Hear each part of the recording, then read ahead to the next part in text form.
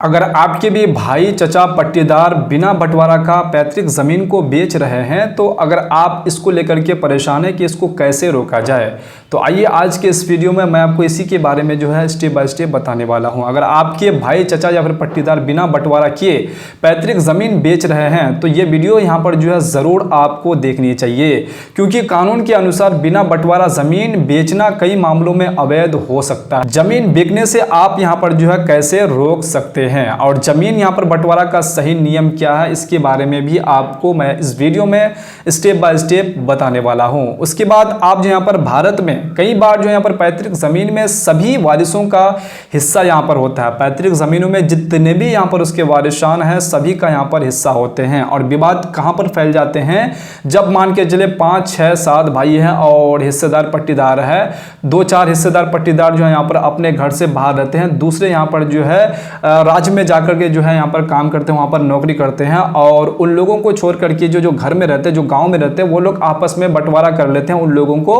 छोड़ देते हैं, उन लोगों को बिना बंटवारा किए जो है यहाँ पर जमीन को बेच देते हैं। तो मसला यहीं पर खड़े हो जाते हैं। जब वो बाहर से आते हैं घर में, तो घर में ये सिस्टम देखे जाते हैं और अपने गाँव में जो देखते हैं कि मेरे नाम पर जो जमीन हमें मिल रही है वो तो हमें यहाँ पर मिला ही नहीं है, वो जो आपस में ये लोग बांट लिए हैं, आपस में ये लोग जो है दखल कर लिए हैं, अभी जो प्रॉपर्टी है, जो जमीन है, वो छोड़ नहीं रहे हैं। तो इस कंडीशन में आपको जो ये वीडियो शुरू से अंत तक जरूर देखना चाहिए, नहीं तो आपके भी साथ ये बड़ा यहाँ पर जो है फ्रॉड आपके साथ हो सकता है। अगर आपको नॉलेज रहेंगे तो फिर आप जो है यहाँ पर इस फ्रॉड से यहाँ पर बच सकते हैं। समस्या क्या है, समस्या आप जान लीजिए कि किस समस्याओं के कारण जो है यहाँ पर आपको परेशानी में डाल देते हैं और आपको यहाँ पर जो जमीन प्रॉपर्टी आपको हिस्से में नहीं देते, तो आप उसे कैसे यहाँ पर रोक पाएंगे। भारत में कई बार जो पैतृक जमीन में भी वारिसों का यहाँ पर हिस्सा होता है, लेकिन कई बार जो है यहाँ पर भाई चचा या फिर पट्टीदार बिना बंटवारा किए जमीन बेचने की कोशिश करते हैं या फिर बेच भी देते हैं। जब बेच देते हैं या फिर कोशिश करते हैं, इस दोनों कंडीशन में आप परेशानी में यहाँ पर पड़ जाते हैं। तो ऐसे में विवाद पैदा हो जाता है और आपस में जो हिस्सेदारों और पट्टीदारों के बीच में विवाद हो जाते हैं और ये विवाद कोर्ट कचहरी तक भी यहाँ पर पहुंच जाता है। तो क्या बिना बंटवारा जमीन बेचना सही है या गलत है, क्या कानूनी यहाँ पर प्रावधान है, तो इस वीडियो में ये भी मैं आपको बताने वाला हूं। अगर जमीन यहाँ पर जो संयुक्त जॉइंट प्रॉपर्टी है तो यहाँ पर जो किसी एक का यहाँ पर जो व्यक्ति को पूरी जमीन बेचने का यहाँ पर जो अधिकार नहीं होता है, ये आपको जानकारी होना चाहिए। जो बेच रहे हैं और जो जिसके हिस्से बेच रहे हैं, दोनों व्यक्तियों को ये मालूम होना चाहिए। वह केवल अपने हिस्से की जमीन ही यहाँ पर जो है बेच सकता है, लेकिन ऐसा यहाँ पर नहीं होता है। हिस्से से अधिक जमीन बेचने के कारण ही ये विवाद यहाँ पर फैल जाता है। अगर बेचते नहीं है तो वो अधिक जमीन यहाँ पर जो कब्जा करके बैठे हुए रहते हैं, लेकिन वो जमीन वो छोड़ते नहीं है और नहीं छोड़ने के कारण जो है आपस में जो है यहाँ पर विवाद कर लेते हैं। यही मामला कोर्ट कचहरी तक यहाँ पर पहुंच जाते हैं। उसके बाद जमीन बेचने से यहाँ पर उसको आप कैसे रोक पाएंगे। अगर आपको जमीन यहाँ पर जो प्लॉट नहीं मिल रहे हैं गांव में, आप बहुत सालों से यहाँ पर जो बाहर में रहते थे, आपकी पिता यहाँ पर आपके दादा परदादा का जो जमीन है, पैतृक जो जमीन है, उसमें आपको हिस्सा यहाँ पर नहीं मिला, तो आप कैसे आप उन्हें रोक सकते हैं और कैसे वो प्रॉपर्टी आप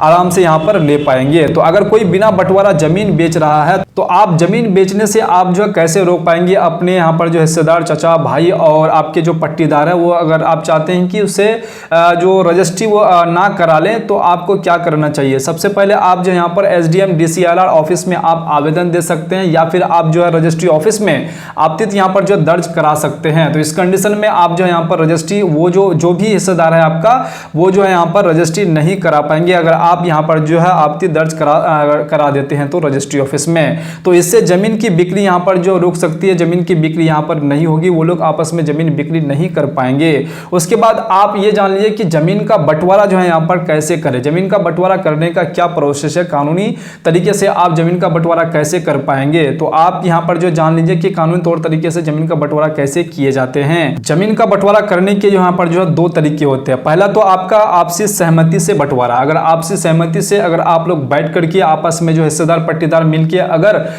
जमीन का बंटवारा कर लेते हैं, तो इससे भी आप जो पेपर बना करके अपना बंटवारा आप लोग कर सकते हैं। या फिर आप लोग जो दूसरे जो कंडीशन है, वो आप जो यहाँ पर सरकारी प्रक्रिया से भी आप बंटवारा करवा सकते हैं। तो ये दोनों तरीके से आप जो यहाँ पर अपने जमीन का बंटवारा आप करा सकते हैं। अगर आप बिहार से बिलोंग करते हैं, अगर आप बिहार से हैं, तो बिहार में जमीन का बंटवारा यहाँ पर जो कैसे किए जाते हैं और आप कैसे करा पाएंगे। अगर आप बिहार से हैं तो ऑनलाइन आवेदन आप सबसे पहले ऑनलाइन आवेदन आप कर सकते हैं या फिर आप अंचल कार्यालय सर्कल ऑफिस से आप आवेदन यहाँ पर दे सकते हैं।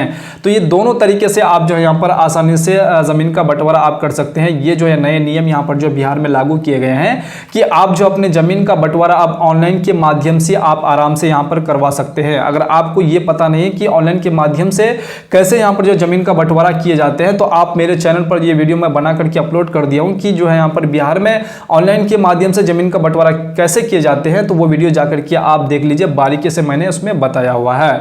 उसके बाद यहाँ पर जो जमीन बंटवारा के लिए जो है यहाँ पर जरूरी दस्तावेज क्या होने चाहिए आपके पास, तो जरूरी दस्तावेज आपके पास होने चाहिए। सबसे पहले आपके पास अगर केवाला है तो आपके पास सेल डीड है या फिर बैनामा है, तो उसका आपको ओरिजिनल कॉपी या फिर उसका जो है जेरॉक्स कॉपी आपके पास होनी चाहिए। उसके बाद यहाँ पर अगर आपके खतियान आपके दादा परदादा का जो भी जमीन है, अगर उसका भी आप बंटवारा करना चाहते हैं तो उसका भी कॉपी आपके पास यहाँ पर होनी चाहिए। अगर नहीं है तो आप उसे ऑनलाइन यहाँ पर जो डाउनलोड आराम से कर सकते हैं। अगर आपको ये भी पता नहीं है कि इसका जो है यहाँ पर केवाला हो या फिर खतियान हो और चाहे जितने साल का आपका हो, तो आप कैसे उसे डाउनलोड कर पाएंगे, अगर आपको ये नहीं मालूम है तो आप कमेंट बॉक्स में जरूर कमेंट करके बताइएगा। मैं उस पर भी आपको एक डेडिकेट वीडियो बना करके अपलोड कर दूंगा, ताकि आप जो अपने जमीन का जो भी डिटेल है और जो भी आपका दस्तावेज है वो दस्तावेज आप ऑनलाइन आसानी से घर बैठे निकाल पाएंगे। आपको कहीं भी दौड़ने की जरूरत नहीं है। उसके बाद आपके पास यहाँ पर जो खाता खेसरा तो ये आपके पास होने ही चाहिए। उसके बाद जो जमाबंदी आपका होना बेहद जरूरी है। उसके बाद आधार कार्ड आपका यहाँ पर आपको लगने वाले हैं। उसके बाद परिवार का विवरण आपको यहाँ पर देने वाले हैं, जिसे हम लोग